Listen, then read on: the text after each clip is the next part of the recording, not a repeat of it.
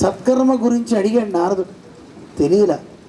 ఆ సత్కర్మ గురించి తెలుసుకోవడానికే అన్ని చోట్ల తిరిగి తిరిగి తిరిగి ఎవరు చెప్పేవాళ్ళు లేక ఇలా బదరికాశ్రమని నేను వచ్చాను. వస్తే మహానుభావులారా మీరు నాకు కలిగారు, మీ దర్శనం నాకు అయింది.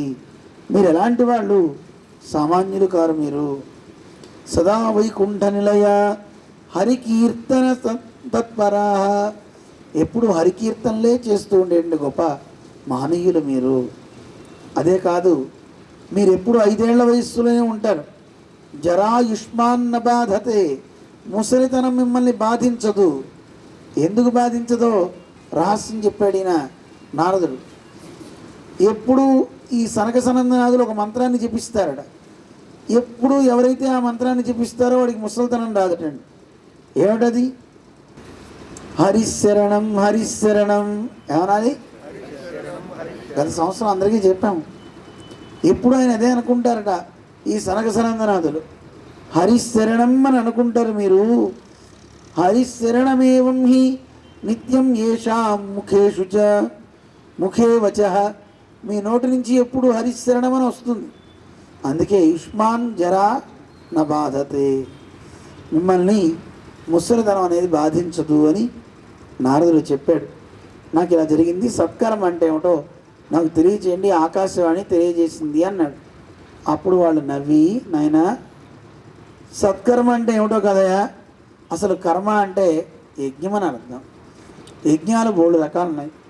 జ్ఞాన యజ్ఞము, స్వాధ్యాయ యజ్ఞము అని యజ్ఞాల యొక్క వివరణ అంతా ఇచ్చాడు. ద్రవ్య యజ్ఞాస్తపో యజ్ఞా జ్ఞాన యజ్ఞాస్తథా పరాహ అని భగవద్గీతలో కూడా కృష్ణుడు చెప్పాడు కదా. ఇవి యజ్ఞాలు. అయితే ఇక్కడ సత్కర్మ అంటే జ్ఞాన యజ్ఞం చేయమని అర్థము. జ్ఞాన యజ్ఞం అంటే ఏమిటి? శ్రీమద్భాగవత కథ. శ్రీమద్భాగవతాలాప సతు గీత సుఖాదిభి. శ్రీశుకుడు లోకానికి అందించినటువంటి ఆ భాగవతం ఏదైతే ఉందో దాన్ని పఠించడం, దాన్ని అందరికీ ఉపదేశించడం, అదే సత్కర్మయ్య. అంతకుమించి ఇంకోటి లేనే లేదు. ఇది కాక చేస్తే ఎవరికైనా సరే భక్తి జ్ఞాన విరాగాలనేవి పుట్టుకొస్తాయిటండి. మనం కూడా పుట్టాలా వద్దా? భక్తి పుట్టాలి, జ్ఞానం పుట్టాలి, వైరాగ్యం పుట్టాలి. ఇవన్నీ కావాలి మనకి. అటువంటి భక్తి జ్ఞాన వైరాగ్యాన్ని అందించేటువంటి భాగవతాన్ని చెయ్యి, అవి వేస్తాయి భక్తి జ్ఞాన వైరాగ్యాలు అని ఆయన చెప్పిన తర్వాత, సరే ఎక్కడ చేయాలి అంటే గంగా తీరం దగ్గరికి వెళ్ళు. ఆనంద నామకం, ఆనందం అనే పేరు కలిగినటువంటి ఒక తటాకం ఒడ్డు ఉంది. అక్కడికి వెళ్ళి భాగవత సప్తాహం చేద్దామని అనగానే నారద మహర్షి సనక సనందనాథులతో అక్కడికి వెళ్తారు. ఎప్పుడైతే గనక వీళ్ళు వెళ్ళి సప్తాహం చేద్దాం అనుకుంటున్నారో, మరి ఆ రోజుల్లో న్యూస్ ఛానల్స్ ఏమున్నాయో తెలియదు కానీ ఋషులు, దేవతలు, సకల నదులు అన్నీ వచ్చేసేటండి.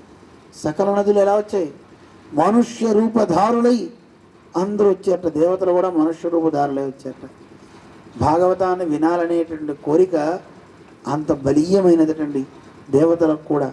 సురాణామపి దుర్లభ అంటారు కదా, దేవతలకు కూడా దుర్లభమైనది. అటువంటి భాగవత కథని వినటానికి అందరూ మనుష్య రూపంలో వచ్చేసారట. ఆ భాగవత కథ వినే ఆ సందర్భంలో ఈయన భాగవతాన్ని ఉచ్చైస్వరంతో భగవన్నామని చెప్తూ ఆరంభం చేశారు సనక సనందనాథులు. అలా ఆలాపన చేస్తూ ఉండగానే జ్ఞానభక్తి వైరాగ్యాలు అక్కడికి వచ్చాయి నాట్యం చేస్తూ. వాటికి యవ్వనం వచ్చేసింది. సాక్షాత్తు పరమాత్మ అనుగ్రహాన్ని వాళ్ళంతా పొందారు. సత్కర్మ అంటే జ్ఞానయజ్ఞం అన్నమాట. భాగవత కథ చేయటం అనేది చాలా చాలా చాలా మంచి యజ్ఞం అన్నమాట. మన శ్రీమాన్ మాధవి నారాయణ రెడ్డి దంపతులు ఇక్కడ వెంకటేశ్వర స్వామి యొక్క అనుగ్రహాన్ని అందరికీ అందిస్తూ ఈ కొత్తపల్లి ప్రాంతంలో ఉన్నటువంటి ఈ మఠంలో ఇక్కడ వెంకటేశ్వర స్వామి సన్నిధిలో ఇక భాగవతం చేయించుకోవడం కూడా జన్మాంతర సుకృతం అని కొందరు అంటారు. భగవద్ అనుగ్రహం, భగవంతుని ప్రేరణ. దేవుని ప్రేరణ లేకపోతే జరగదండి, ఏవి కూడా అవ్వవు.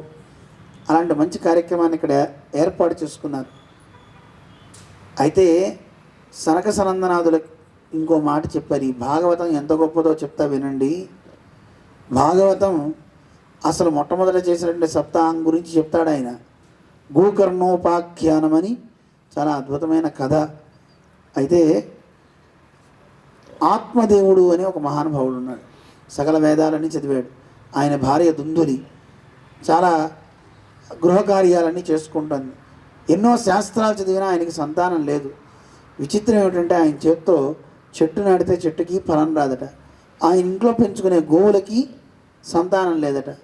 అయ్యో ఏమిటి నాకు ఈ కర్మ, సంతానం లేకపోతే అపుత్రస్య గతిర్నాస్తి అంటారే, పుత్రులు లేకపోతే ఉత్తమగతి కలగదు కదా, ఎందుకు నాకు ఈ గోల అని ప్రాణాలు వదిలేద్దామని ఒక నదీ తీరానికి వెళ్ళిపోయాడు. చెరువు దగ్గర కూర్చున్నాడు, ఏడుస్తున్నాడు, ప్రాణాలు వదలడానికి సంసిద్ధుడై ఉన్నాడు. అక్కడికి ఒక సన్యాసి వచ్చాట. ఆయన్ని చూశాడు. ఆయన సంధ్యావందనం చేసుకుని చూడగానే ఈయన ఏడుస్తున్నాడు. ఎందుకయ్యా దుఃఖిస్తున్నావు అంటే, సంతానం లేదండి. ఎందుకు నేను బతకాలి, ఎవరన్నా మాట్లాడి పలకరిస్తే ఇంకా ఎక్కువ అవుతుందండి శోకం, వెంటనే నేను చనిపోతాను అన్నాడు. ఆగవయ్య బాబు, చనిపోవటం పరిష్కారం కాదు, దానివల్ల ఇంకా ఎక్కువ నరకాన్ని అనుభవిస్తావు, మంచిది కాదు, మరేం చేయాలి, నేను ఎలా తరిస్తాను అంటే అప్పుడు ఆయన చెప్పాట, ఆయన నీకు సంతానం లేదయా, సప్త జన్మచ, 7 జన్మలకి కూడా నీకు సంతానం అనేది లేదు, నీ ముఖం మీద రాసి లేదు అన్నట్టండి. మనకని మరి ఏం చేయాలి, ఎలా, సంతానం లేకపోతే ఆ జీవితం అనేది ఎందుకు పనికిరానిది, దిగ్జీవితం, ఈ జీవితం అనేది ఎందుకు కొరగానిది, నేను చనిపోతా అన్నట్టు. అతన్ని చూసి మహర్షికి అనిపించింది, సరే భగవంతుణ్ణి ప్రార్థిస్తూ నేను నీకు పండు ఇస్తున్నా, ఈ పండును నీ భార్యకి ఇవ్వు, సంవత్సర కాలం నియమంతో పాటించమను, సత్కార్యాలు చేయమను, నోటిని అదుపులో పెట్టుకోమను, చెడు మాటలు మాట్లాడొద్దను, ఇవన్నీ ఉపదేశించాడు. ఆ పండు తీసుకుని వెళ్ళాడు ఈయన. అయితే వాళ్ళ భార్య అప్పటి వరకు సంతానం కావాలనుకున్నది, కానీ అప్పుడు అనుకుందట, ఇంకెందుకులే మనకి సంతానం, చాలా కాలం అయిపోయింది కదా, ఇంకొద్దులే, అయినా సంతానం అంటే మళ్ళీ పెద్ద పొట్ట వస్తుంది, అందం పోతుంది, ఇంటి పనులు చేసుకోలేము, ఇవన్నీ అవసరమా, అస్సలు వద్దు బాబోయ్, పిల్లల్ని పెంచడం అంటే మాటలా అని అన్నీ తానే అనుకుని నియమం అనుకుంది, ఇక నాకు సంతానం వద్దు అని. అప్పుడే మరి భర్త తెచ్చి పండు ఇచ్చేట. ఏం చేయాలి, తన సోదరితో చెప్పింది, భర్త మాట కాదంటే బాగుండదు, తింటే నాకు బాగుండదు, ఏం చేయాలి అంటే తన సోదరి చెప్పింది, నేను బహు సంతానవతిని, ఇప్పుడు నేను గర్భం దాల్చాను, నా కుటుంబ పోషణ నాకు కష్టం, నాకు కలిగే సంతానాన్ని నీకు ఇస్తా, నీ దగ్గర బోల్డ్ ధనం ఉంది కనుక నాకు ధనాన్ని ఇవ్వు, నా పిల్లల పోషణకు అది ఉపకరిస్తుంది అనగానే సరే అన్నట్టు ఆయన. ఆవిడ అంగీకరించింది. దుందులి పుట్టింటికి వెళ్ళొస్తా అని వెళ్ళి నెపంతో బయలుదేరే ముందు తన సోదరి చెప్పిందట, నిజంగా గనక ఆ సాధువు ఇచ్చిన పండుగే శక్తి ఉంటే ఒకసారి పరీక్ష చేద్దాం, మీ ఇంట్లో ఆవుకు కూడా సంతానం లేదు కదా, ఈ పండు ఆవుకు పెట్టి చూడు ఏమవుతుందో చూద్దాం అనగానే సరే అని ఆవుకు పెట్టారట. ఈవిడ వెళ్ళిపోయింది. 9 మాసాలు అయిన తర్వాత సంతానాన్ని ఆవిడ కన్న బిడ్డను తెచ్చుకుంది డబ్బులు ఇచ్చి. ఇక్కడ గోవుకు కూడా ఒక సంతానం పుట్టింది. ఆవు చెవులతో ఒక పుత్రుడు పుట్టాడు, అతనికి పేరు గోకర్ణుడు అని నామధేయం చేశారు. ఈ దుందులి తెచ్చుకున్న పిల్లవాడికి పేరు దుందుకారి అని పేరు పెట్టారు. పెట్టుకుని పెంచుతుంటే చిన్నప్పటి నుంచి సంస్కారం చూడండి, ఆ మహర్షి ఇచ్చినటువంటి ఆ ఫల ప్రభావం చేత ఈ గోకర్ణుడు మంచి భక్తుడయ్యాడు. ఎన్నో వేదశాస్త్రాది విషయాలన్నీ కరతలామరకమైపోయినాయి అతనికి. ఈ దుందులి తెచ్చుకున్న పిల్లవాడున్నాడే, అక్కడే శవం పడున్నా తినేస్తున్నాడు. శవం పడున్న చోట తిండి తినకూడదటండి, దానివల్ల కొన్ని సంస్కారాలు పోతాయి, కుసంస్కారాలు కొన్ని వస్తాయి. అందుకని ఆ సమయంలో తిండి తినటం అనేది అక్కడ చేయకూడదు. అలాగే అనాచారుడై భ్రష్టుడై ఏది చెయ్యొద్దంటే అవి చేస్తుంటారు. మన పెద్దలు మనకు నియమం చెప్పారండి, గ్రహణ కాలంలో తినద్దు, ఎందుకు తినకూడదని మన టీవీ వాళ్ళే చూపిస్తుంటారు. నేను తింటా నాకేమవుతుంది, ఇప్పుడేం కాదండి, కాలాంతరంలో తప్పకుండా వాటి ప్రభావం మనం మనిషి మీద చూపిస్తూ ఉంటుంది. చూడండి, లేకపోతే మనిషి చేసే అకృత్యాలకి ఎన్ని రకాల జరగకూడనివో జరుగుతున్నాయి. ఎడారిలో ఎక్కడైనా తుఫాన్లు, మంచు తుఫాన్లు వస్తాయి తప్ప మంచు తుఫాన్లు వస్తాయా? ఇప్పుడు వస్తున్నాయి, మనం చూస్తున్నాం. మా పిల్లలు చూపించారు. ఎడారిలో మంచు తుఫాన్ అండి, మొత్తం అంతా మంచే. చూసారా, చూడలేదా? అలాంటి ఎవరు చూడరు అనుకుంటా. మొత్తం అలాగే మనం చూస్తున్నాం. దుబాయ్ అటువైపు అంతా కూడా వానలు పడ్డమే చాలా తక్కువ, అక్కడ వరదలు వస్తున్నాయి. కొన్ని ప్రాంతాల్లో వానలు పడే చోట వానలు పోతున్నాయి. అట్లాంటిక్ మహాసముద్రం లాంటి చోట కొన్ని చోట్ల ఐస్ అంతా కరిగిపోయి అక్కడ గడ్డి మొలుస్తుంది. విచిత్రం చూడండి. అది చూడలేదండి, మా పిల్లలు చెప్తే విన్నా. అది మాత్రం ఎడారిలో స్నో మాత్రం చూసా, అది చూపించారు. ఇలా ప్రకృతి ఏమైపోతుంది చూడండి, సమతౌల్యం దెబ్బతింటుంది. దాన్ని పాడు చేసింది ఎవరు? మనమే. ఏది చేయకూడదో అవి చేయటం వల్ల అవుతుంది. ఏది తినద్దని చెప్పారో అదే తింటున్నాం. ఒరే ఇది తినకరా, మంచిది కాదు అన్నారు. డాక్టర్ అలాగే చెప్తాడు, ఎందుకు తినకూడదు అని తినేస్తాం.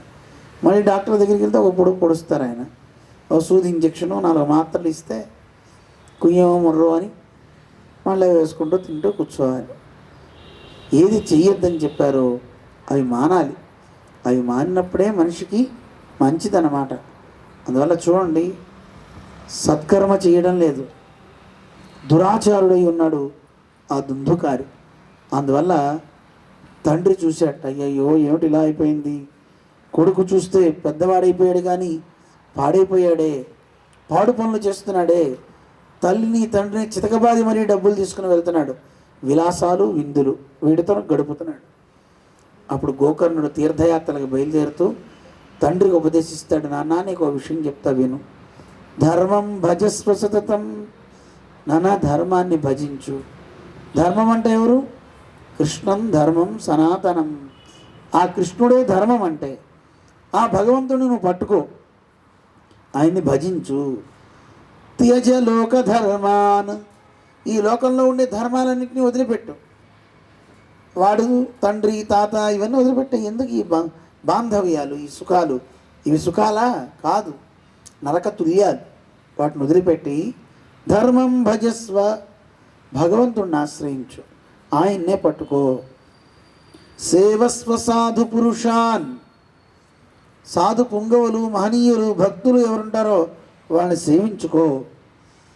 వాళ్ళని సేవిస్తూ జయి కామతృష్ణం, కోరికలు, కామం అనే కోరికల్ని వదిలిపెట్టాయి. అవి ఎంత వయసు అయినా ఇంకా పీడిస్తూనే ఉంటాయి. వాటికి అంతు పులి స్టాప్ లేదు. వాటికి కామాలే ఉన్నాయి తప్ప. కామం కదండి, అందుకే కామా పెట్టుకుంటూ వెళ్ళిపోతుంది. ఇంకా ఉన్నాయి ఇంకా ఉన్నాయని. అందుకని వాటిని వదలాలి. నాన్న కోరికలు వదిలిపెట్టి మంచి కోరిక కోరాలి. పరమాత్మని భజించడం ఎందే నిష్ట పెట్టుకో, మిగతా వాటిని వదిలిపెట్టు. అన్యస్య దోషగుణ చింతనం ఆసుముక్త్వా, ముందు అసలు ఇది పోవాలండి, ఇది పోతే అన్నీ పోతాయి.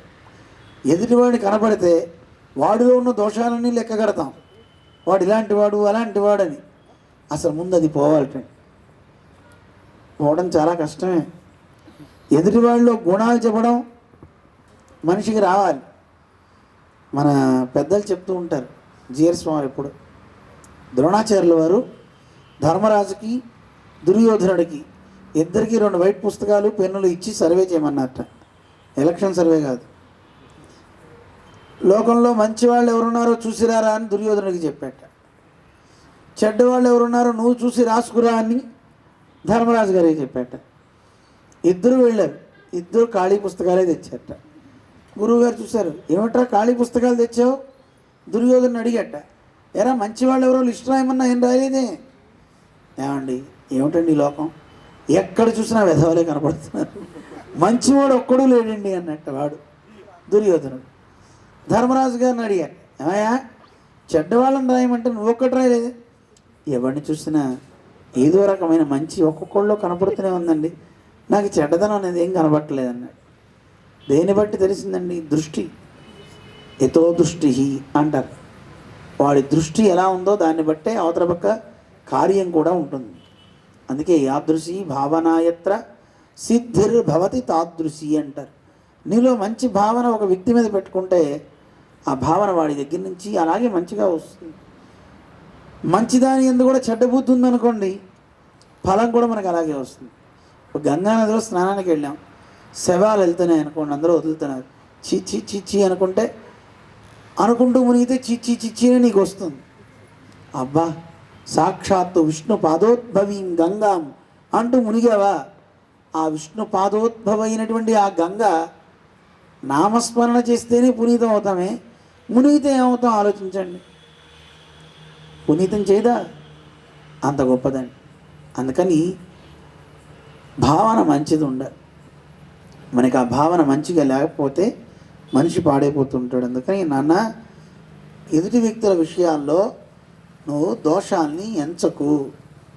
అందువల్ల సేవా కథార సమూహో నితరాం పిబత్వం, పరమాత్మ యొక్క కథలని నిరంతరం వింటూ ఉండు.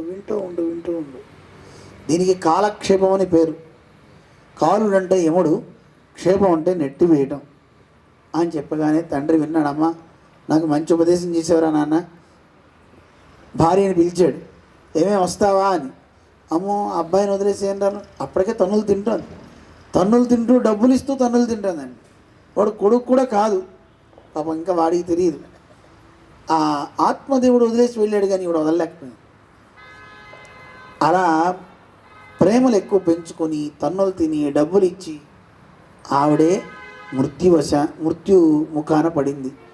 ఆఖరికి వాడు అంతూ ఉంటే తట్టుకోలేక బావిలో దూకి ఆవిడ చనిపోతుంది. ఆత్మదేవుడు అరణ్యాలకు వెళ్ళిపోయి పరమాత్మని శరణాగతి చేస్తూ తాను తరించాడు. గోకర్ణుడు ఇక్కడ ఉండడం దేనికని ఆయన దివ్య దేశాలు పట్టుకుని అన్నీ తిరగడం ఆయన ఆరంభించాడు. ఇంట్లో వీడు ఒక్కడే ఉన్నాడు. అప్పటిదాకా బయటికి వెళ్ళి తిరిగేవాడు, ఇప్పుడు స్త్రీలను ఇంటికే తెచ్చిపెట్టుకున్నాడు. వాళ్ళతో ఆనందాన్ని గడుపుతున్నాడు. వాళ్ళని పోషించడం కోసం అక్కడ ఇక్కడ దొంగతనాలు చేసి ధనాన్ని తెస్తున్నాడు. ఆ ధనం చాలా ఎక్కువ రాసులైపోయినాయి. ఏం చేయాలి? ఇలా ఉంటే రేపు పొద్దున్న ఎప్పుడన్నా వీడిని పట్టుకుంటే మన్ని కూడా తీసుకువెళ్ళి జైల్లో పెడతాడు రాజు. అందుకని ఒక రాత్రి ఆ 5 వేశ్యలు మనస్సులో భావించుకొని అందరూ అనుకుని వాడిని మంచానికి కట్టేసి చంపేశారు. ప్రాణం పోవట్ల, గట్టిపిండం. అందుకని కాలే నిప్పులు తెచ్చి మీద పోసారట. వాడు ఆయుష్ చాలా గట్టిది, అయినా సరే విలవిల్లాడుతూ ఉంటే అలా ప్రాణం కొట్టుకుంటూ పోయింది కదా, ప్రేతం అయిపోయాడు. ఎవరికీ తెలియకుండా వాడిని ఎక్కడో కప్పిపెట్టి వీళ్ళు వెళ్ళిపోయారు. అందరూ ఎక్కడో పోయారు అనుకున్నారు అందరూ తప్ప. మంచోడు కనపడకపోతే అయ్యో లేడే అని అందరు విచారిస్తారు. చెడ్డోడు పోయాడు అనుకోండి, అమ్మ పోతే పోయాడురా, ఎడిపోయాడు, మనకి హాయిగా ఉంది, ప్రశాంతంగా ఉంది అందరూ అనుకున్నారు. కానీ కొన్ని రోజుల తర్వాత గోకర్ణుడు అన్ని తీర్థయాత్రలు చేసి వాళ్ళ ఇంటి అరుగు మీద కూర్చోగానే అక్కడ ఒక వింత రూపాలతో, ఒకసారి పులిలా, ఒకసారి సింహంలా, అనేక రకాల రూపాలతో కనిపిస్తూ ఒక భయంకరమైన దృశ్యం కనపడింది. చూశాడు ఆయన. ఎవరు నువ్వు, నన్ను భయపెడుతున్నావు అనగానే ఆఖరికి దుందుకారి రూపంతో అక్కడ నిలబడ్డాడు. మాట్లాడడానికి పాపం మాటలు రావడం లేదు. అప్పుడు తన మంత్ర జలాన్ని తీసుకుని వాడి మీద జల్లి మంచి మాటలు వచ్చేలా చేశాడు.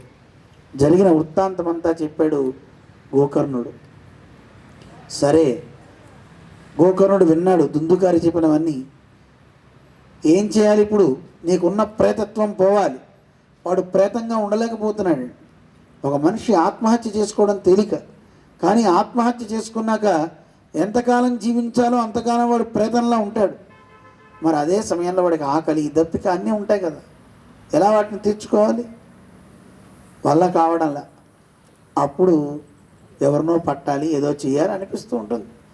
అందుకే గోకర్ణుడు సూర్యుడిని పిలిచాట. ఆ సూర్య భగవానుడిని ప్రార్థన చేశాడు. వెళ్ళే సూర్యుడిని క్షణకాలం ఆగమన్నట్ట. అప్పుడు సూర్యుడు చెప్పాడు, నాయనా, ప్రేతత్వం గనక ఉంటే, అంటే అనర్థపు చావులు ఎవరైనా ఎవరికైనా కలిగితే అలాంటి వాడికి నరకం పోయి ఉత్తమగతి కలగాలి అంటే భాగవత కథ వినాలి. అందుకే ఎవరిళ్లలో అయినా చనిపోతే ఉత్తరాది ప్రాంతంలో, నేపాల్ ప్రాంతంలో అయితే విధిగా భాగవత సప్తాహాలు చేస్తారు. వాళ్ళ ఇళ్లలో ఆ ఫోటో పెట్టేసి, కృష్ణుడి ఫోటో కింద పెట్టి ఈ సప్తాహం చేస్తుంటారు. ఎందుకంటే వాళ్ళందరికీ ముక్తిని ఇస్తుంది ఇది అని. వాళ్ళ ఇళ్లలో ఏ పండగ జరగనండి, ఏ వ్రతం జరగనండి, సప్తాహం చేయాల్సిందే. అందులో కేవలం ఇలా కాదండి, పాటలు, భజనలు, నృత్యాలు, ఓ అద్భుతం అన్నమాట. అలా చేస్తారు భాగవత కథని. అటువంటి సప్తాహ విధి చెయ్యాలి అని చెప్పగానే వెంటనే గోకర్ణుడు సప్తాహం చేయడానికి ఆరంభించాడు. అందరూ వచ్చి కూర్చున్నారు, ఊళ్ళో ఉన్న ప్రజలంతా. మరి గోకర్ణుడిని ఎక్కడ పెట్టాలి? వాడు కూర్చోవడానికి స్థానం కావాలి. అక్కడ 7 కణుపులు కలిగిన ఒక కర్ర కనపడింది, వెదురు కర్ర. ఆ వెదురు కర్రలో వచ్చి ఆయన కూర్చున్నట్ట. ఇక్కడ కూడా కర్ర పెట్టి ఆయన్ని అందులో ఆవాహన చేస్తారు. ఉన్నాయి అక్కడ 7 కణుపులు ఉంటాయన్నమాట. అందులో వచ్చి ఆయన కూర్చుంటాడు, దుందుకారి కూడా. అయితే ఇప్పుడు ఆయన లేడు, మోక్షంకి వెళ్ళిపోయాడు. కానీ ఆయన కూడా ఎక్కడ భాగవతం జరుగుతుందో ఆయన అక్కడ ఉంటాడు. ఎక్కడ భాగవతం జరుగుతుందో అక్కడ పరీక్ష నరేంద్రుడు అందరిలో ఉంటాడట. శ్రీశుకుడు చెప్పే వక్తలో ఉంటాడట. పరమాత్మ గ్రంథ రూపంలో అటు మూర్తిగా తాను దర్శనమిస్తూ ఉంటాడు. అలాంటి ఒక అద్భుతమైనటువంటి విశేషణం కలిగిన సప్తాహాన్ని ఆయన చేశారు గోకర్ణుడు. ఒక్కొక్క రోజు కదవగానే ఆ కడుపు ఠప్ ఠప్ అని పేలడం ఆరంభించింది. 7వ రోజుకి ముక్తి లభించింది. అయిన తర్వాత అనుకున్నట్ట, ఆహా ఎంత అద్భుతం, గోకర్ణుడు వెళ్ళిపోయాడని. గోకర్ణుడు చూస్తుండగానే ఆ దుందుకారి వైకుంఠానికి ఆ విమానంలో వెళ్ళిపోయాడని అందరూ ఆనందించారు. కానీ అందరూ అడిగారు, ఏమండి సప్తాహం విన్నప్పుడు అందరికీ ఒకే ఫలం కలగాలి కదా, ఎందుకు మీ వాడికి ఒక్కడికే మోక్షం వచ్చింది, మనకెందుకు రాలేదని అనగానే అప్పుడు చెప్పారటయ్యా, శ్రోతవ్యం అంటే వినే దాంట్లో భేదం ఉంది. ఏమిటా భేదము అంటే, ఎప్పుడెప్పుడు నాకు ముక్తి కలుగుతుందా అని పాపం తాతాలాడాడు వాడు.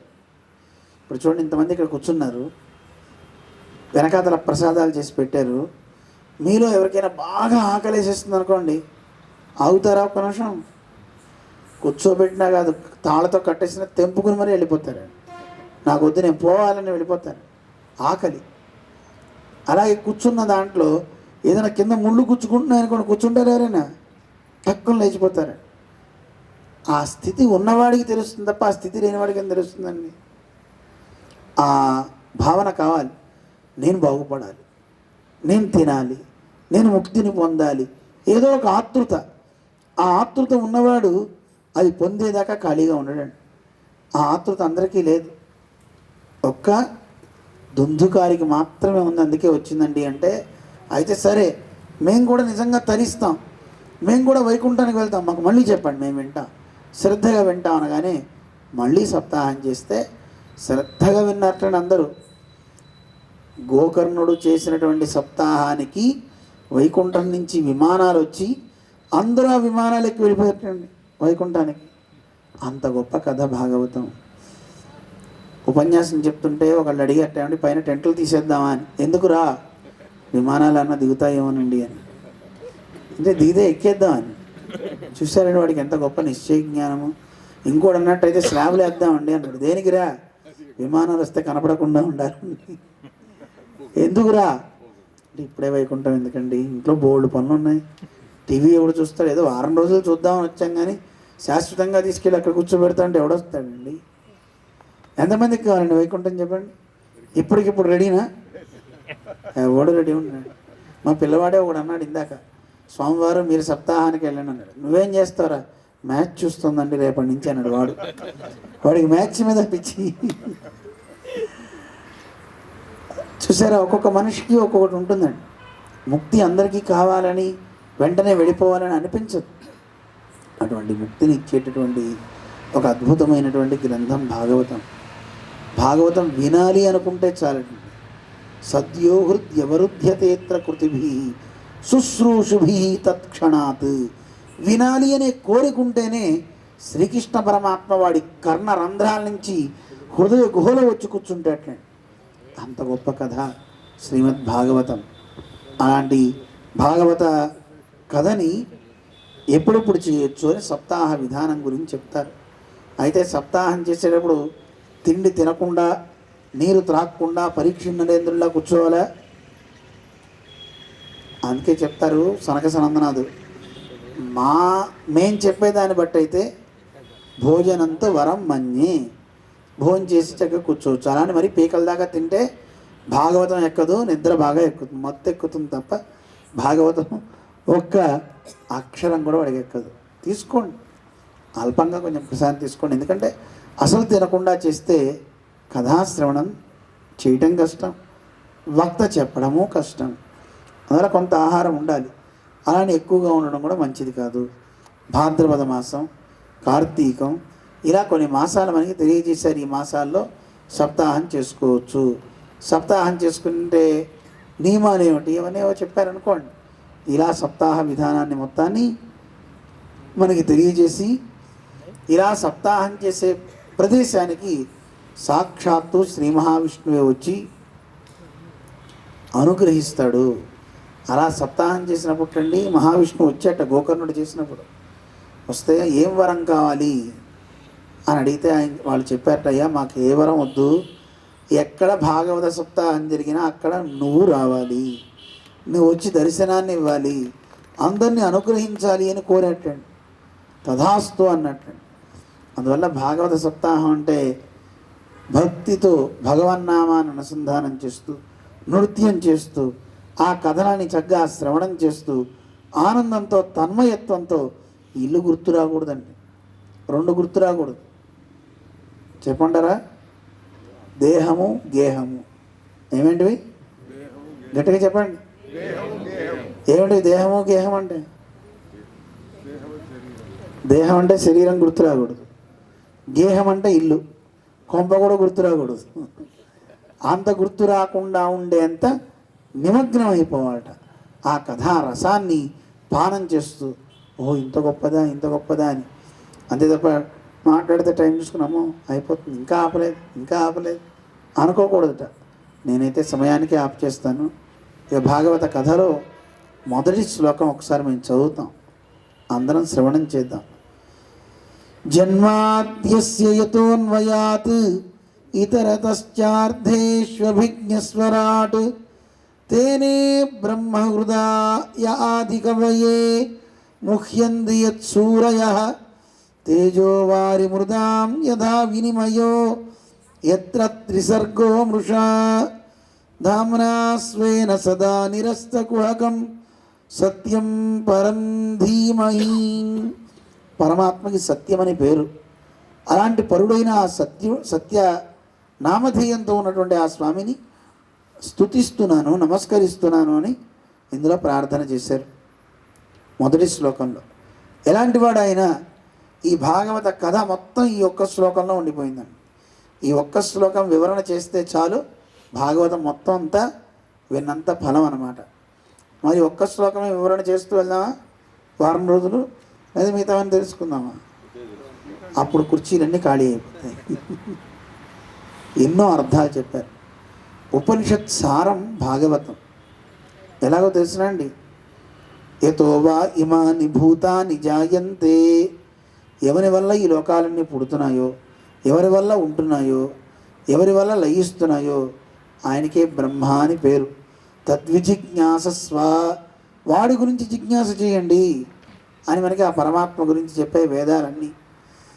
అందువల్ల ఎవడి వల్ల పుడుతున్నాయో అన్నారు కదా, దాన్నే వేదవ్యాసుడు బ్రహ్మసూత్రాల్లో జన్మాద్యస్య యతః అని పెట్టారు. ఎవడి వల్ల ఈ లోకాలని, జన్మ ఆది, జన్మము, తర్వాత వాటిని రక్షణ, చివరికి లయం అవడం, ఇవన్నీ ఎవరి వల్ల అవుతున్నాయో అని ఒక సూత్రం రాశారు ఆయన. ఆ సూత్రాన్ని మనకి భాగవత గ్రంథంలో మొదటి శ్లోకంగా అందించారు మనకి వేదవ్యాసుడు. జన్మాద్యస్య అని. అందువల్ల ఇది ఉపనిషత్ సారమా కాదా? అందువల్ల ఈ లోకాలన్నీ పుట్టుకంతా కూడా ఎవరి వల్ల కలుగుతున్నాయి? ఆ పరంధాముని వల్లే. ఏమంటే ఇన్ని లోకాలు పుట్టించేవాడు ఎలా పుట్టిస్తున్నాడండి? ఒక వస్తువు తయారు చేయాలంటే ముడి ద్రవ్యం ఇంకోటి ఎక్కడి నుంచో తెచ్చుకోవాలి కదా. అన్నం వండాలి, బియ్యం తెచ్చుకోవాలి. బియ్యం ఒకటి వస్తే చాలదు, నీళ్లు తెచ్చుకోవాలి, ఫైర్ కావాలి, మళ్ళీ గిన్నె కావాలి.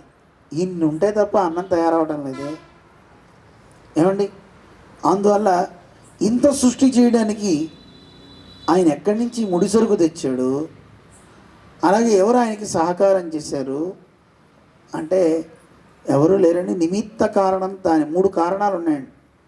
నిమిత్త, ఉపాదాన, సహకారి కారణాలు అంటారు. నిమిత్తం ఎవడు లేడు. ఇప్పుడు పని చేయాలనుకోండి, ఇప్పుడు డ్రైవింగ్ చేయని ఒక ఆయన పెట్టారు. పెట్టిన ఆయన అదో ఆ డాక్టర్ గారు పెట్టారు. రోజు స్వాంతీశ్వర తీసుకెళ్ళని పెట్టాడు ఆయన. ఆయన నియమించాడు కనుక ఆయన తీసుకెళ్తున్నాడు. అలా పరమాత్మని సృష్టి చేయమని ఎవరైనా చెప్పారా? ఎవరు చెప్పలే.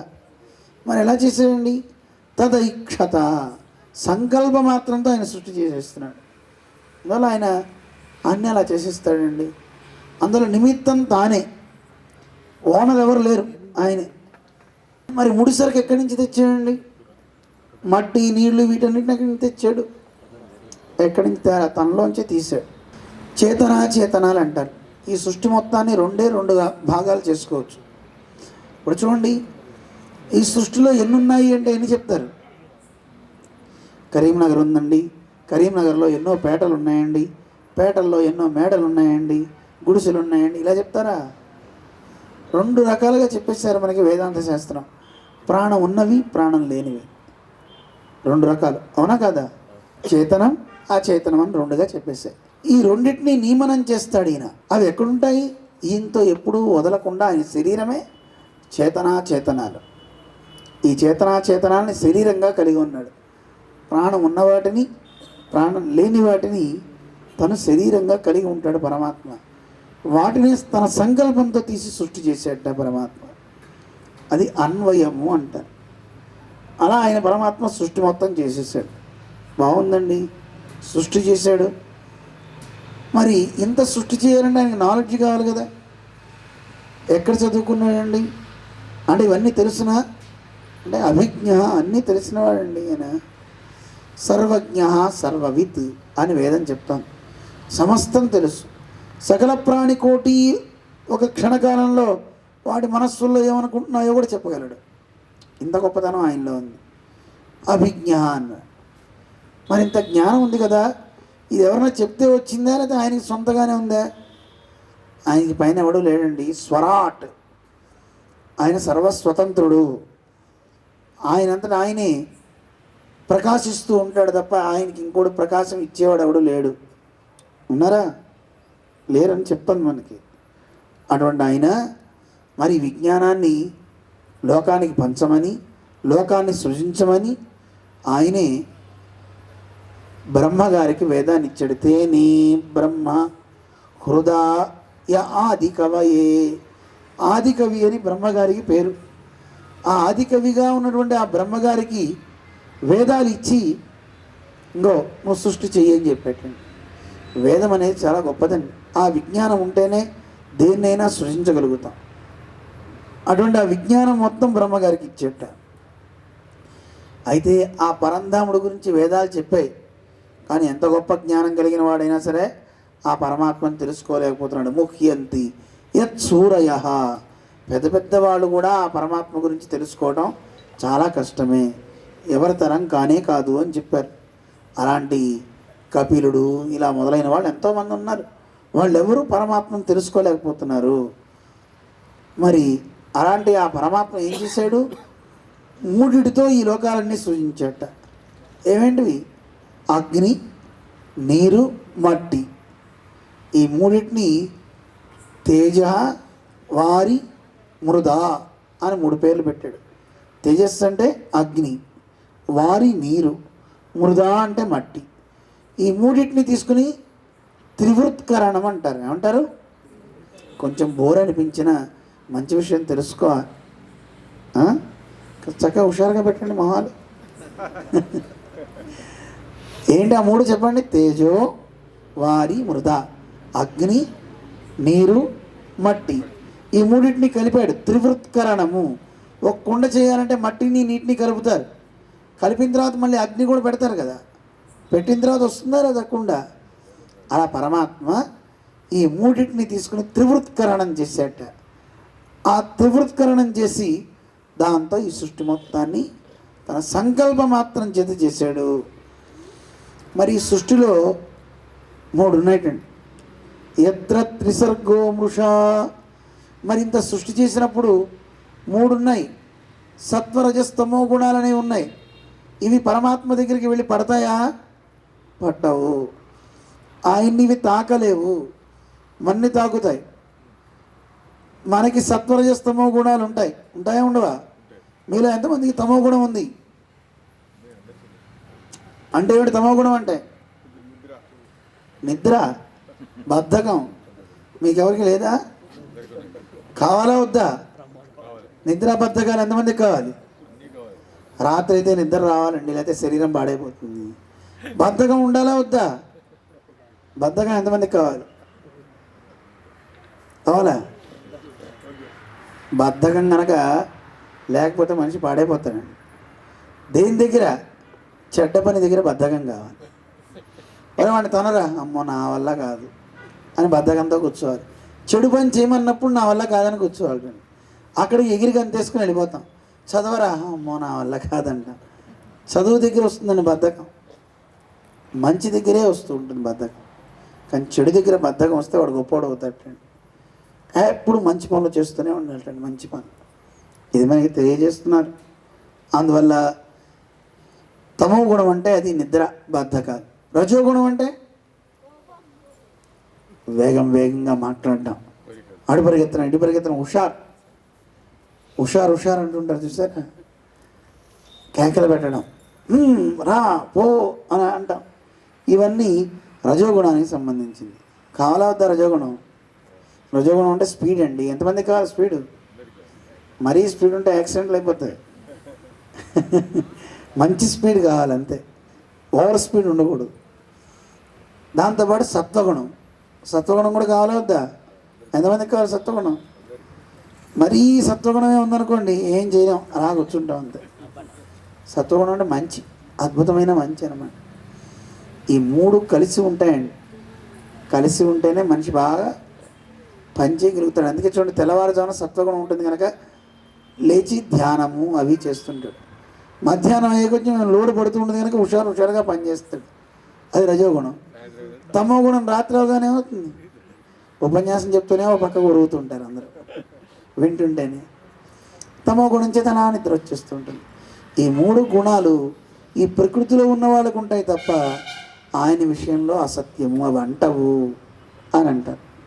మనందరికీ అవి అంటుతాయి, ఆయన అంటవు అనమాట. ఆయన ఎక్కడుంటాడు? తనకంటూ ఒక ధామం ఉంది, వైకుంఠం అంటారు.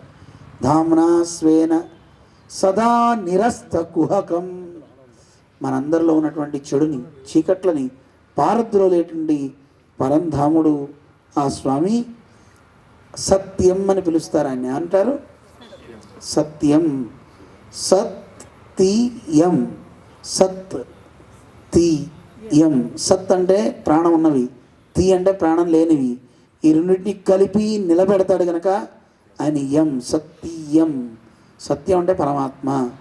ఎలాంటి పరమాత్మ అంటే ఈ పంచభూతాల్లో ఉన్న చైతన్యం కలిగిన మనల్ని కలుపుతాడు. మన శరీరం పంచభూతాలే కాదా? పంచభూతాలు ఉన్నాయండి ఇందులో, దాంట్లో మనం ఉన్నాం. ఈ రెండింటిని కలిపి నిలబెట్టాడు అని అంటే ఆ స్వామి ధ్యానం చేస్తున్నాను, నమస్కరిస్తున్నాను అని చెప్పే మొట్టమొదటి శ్లోకం, ప్రార్థనా శ్లోకం. దీని వివరణ ఎంత పెద్దగా ఇచ్చారో మన పెద్దలు. దాన్ని తెలుసుకుంటే చాలండి, సమయం అంతా అయిపోతూనే ఉంటుంది. అయితే మనకు ఒక వెసులుబాటు ఇచ్చారు మన నారాయణ రెడ్డి మాధవి దంపతులు. ప్రతి సంవత్సరం ఇక్కడ ఉంది కనుక ఊరికి ప్రతి సంవత్సరం కథంతా చెప్పుకుంటూ ఎందుకు వెళ్ళాలి? దాంట్లో ఉన్న విశేషాలు చెప్పుకుంటుంటూ ఒక్కోసారి ఒక్కోటి చెప్తే ఎలా ఉంటుంది అనిపించింది. అలా చేద్దామా? అలా చేసుకుందాం. ఎందుకంటే ప్రతి సంవత్సరం వస్తాం కదా, చెప్పిందే చెప్తున్నాడు రా స్వామి అని ఎవరు రారు. మరి ఆయన కొత్తవి తెలుసుకుంటుంటే బాగుంటుంది కదా. అందుకని ఏమేమి వాటిల్లో ఉన్నాయి, వాటి మర్మం ఏమిటి, అలా తెలుసుకోగలిగితే బాగుంటుంది. మాకు అనిపించింది ఏమిటంటే భాగవతాన్ని ఒక కోణంలో చూద్దాం. ఏవి ఉంటే మనిషి పాడైపోతున్నాడు, వేటిని వదిలిపెట్టాలి, వేటిని స్వీకరించాలి. ఇదే ఈ వారం రోజుల్లోనూ వాటిని ఎక్కువ తెలుసుకోగలిగితే ఎలా ఉంటుందంటారు? అవి మనం తెలుసుకునే ప్రయత్నం చేద్దాం. వేటి వల్ల ఎక్కువ మనిషి పాడైపోతున్నాడు, ఏ ఉంటే మనిషి ఎక్కువ వృద్ధిలోకి వస్తున్నాడు, ఆ గుణాలను ఒకసారి టచ్ చేసుకుంటూ వెళ్దాం. ఏ కథలో చూసినా అది మనం మనకు ఒక పాఠం కావాలి కదా. ఉత్త కథలు ఎవరైనా చెప్తారు. కథలు చెప్పడం కాదు, మనల్ని నడిపించే శక్తి ఇందులో ఏముంది అనేది కూడా ఒక కోణంలో చూసుకుంటూ వెళ్తే బాగుంటుంది అని ఒక ఆలోచన. అందువల్ల అలా చేద్దాం. అందువల్ల ఇందులో మనకి చెప్పేదంతా కూడా సామాన్యమైన కథ కాదండి. ఈ కథని త్రాగమంటున్నారు. భాగవతం అనేది ఒక అమృత జరి, ఒక కల్పవృక్షం అంట భాగవతం అనేది. నిగమ కల్ప తరోర్గళితం. నిగమము అంటే వేదము. వేదం అనేది ఒక వృక్షం ఉందిటండి. ఆ చెట్టుకి ఒక పండు ఉందిటండి. ఆ పండు జారి కింద పడింది. ఎవరు జారి పడేశారండి? ఒక చిలుక కొట్టిందట. సుఖముఖాత్ అమృత ద్రవ సంయుతం. చిలుక కొట్టింది. చిలుక కొట్టిన పండు కదండి, ఎలా ఉంటుంది? తీయగా ఉంటుందా? కానీ మన పెద్దలు అలా చెప్పట్లా. తీయగా ఉన్న పండునే చిలక కొడుతుంది. మాధుర్యం కలిగిన పండునే ఆస్వాదిస్తుంది తప్ప పచ్చిగా ఉన్న కాయని కొట్టదు అది. అందువల్ల సుఖముఖాత్ అమృత ద్రవ సంయుతం. ఆ సుఖం ఆస్వాదించి అది నిగళితం, జారి పడింది. ఎక్కడి నుంచి? నిగమ కల్ప తరోర్గళితం. నిగమము అంటే వేదం అనేటువంటి ఒక తరువు చెట్టు నుంచి జారి పడినటువంటి మహాఫలం ఏమిటది? భాగవతం. అలాంటి ఆ భాగవతాన్ని పిబత, త్రాగండి త్రాగండి అంటున్నారు. ముహురహో రసికా భువి భావుకా. ఎవరైనా సరే మాటి మాటికి తాగండి. ఎవరు తాగాలో చెప్తున్నారు ఇందులో. ఎంతవరకు తాగాలట? రసం ఆలయం. ఆలయం అంటే చనిపోయేంతవరకు అంటారు కాదట. ఆ సమంతాత్, ఇక్కడి నుంచి వైకుంఠానికి వెళ్ళాక కూడా తాగండి. అంతవరకు తాగుతూనే ఉండండి. ఈ భాగవతం అనేది ఎవరు తాగాలి? రసికా భువి భావుకా. రసికులు మాత్రమే తాగాలి. రసికుడు అంటే రసం జానాతీతి రసజ్ఞ. దానిలో ఉన్న మాధుర్యం తెలిసిన వాడైతే నేను వినాలి వినాలి వినాలి అని తహతహలాడుతూ ఉంటాడు. అలాంటి ఆ రసికత్వం అనేది దాని మీద కావాలండి. రసం జానాతి పండిత అంటారు. ఆ పరమాత్మ యొక్క తత్వంలో ఉన్నటువంటి ఆ అమృత రసాన్ని తెలుసుకున్నవాడు ఎవడు? తల పండినవాడే. తల పండడం అంటే తెల్లగా అయితే కాదండి, జుట్టు జ్ఞానంతో పండాలి.